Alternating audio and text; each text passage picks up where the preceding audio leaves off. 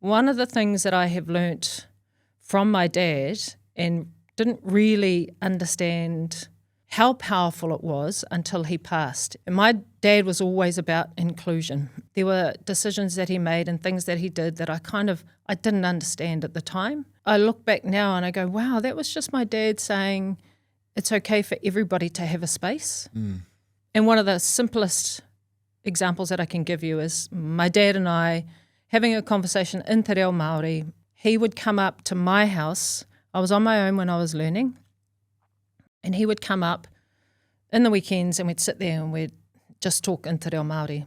Sometimes my sentences, I couldn't actually string anything together, but he'd just keep encouraging me. So by the end of that year of doing total immersion, I could sit and I could have this conversation with my dad, and it felt incredible. It was something that I didn't even know that I needed until I was in it and conversing with him, and we're speaking in our native tongue. Beautiful moments. And I remember sitting outside our house talking with my dad, and my mum walks out of the kitchen, sits down behind us, and he feels her presence, and he says to me in Māori, we need to start speaking in English. And I was like, well, why? You know, I'm in it, man. I'm in the moment. I'm having this time with my dad. And he says, because she can't understand what we're talking about. And I was like, well, that's not my problem. That's her problem.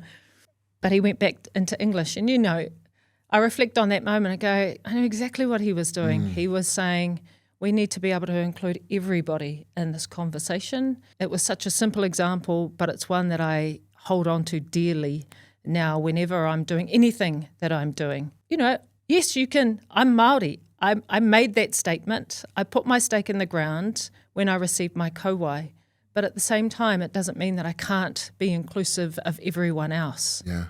And I'm really proud of that, and that is something that I continue to try and do. For me, that's part of my dad's legacy and what I can give to the world.